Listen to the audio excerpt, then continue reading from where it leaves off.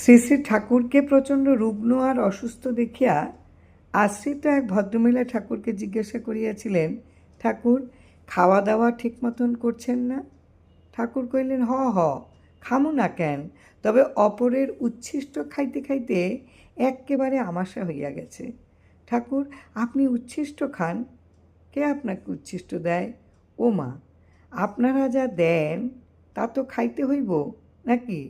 না খাইয়া তো আর থাকতে পারি না। ঠাকুর, আপনাকে উচ্ছিষ্ট খাইতে দেয় কে?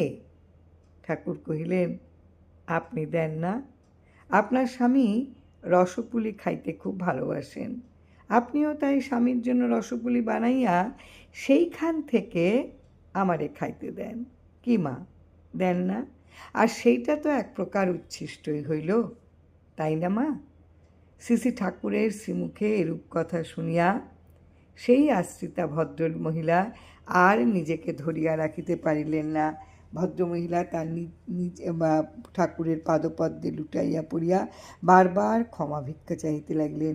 সত্যি তো, কাউকে উদ্দেশ্য করিয়া আহার্য বস্তু বানাইয়া তাহা ঠাকুরকে দিলে সে তো উচ্ছিষ্ট হইয়া যায়। ইহা হয়তো তাহার জানা ছিল না, হয়তো আমাদেরও অনেকের জানা নেই। জয় রাম, জয় রাম, গুরু কৃপা হি কেবলম।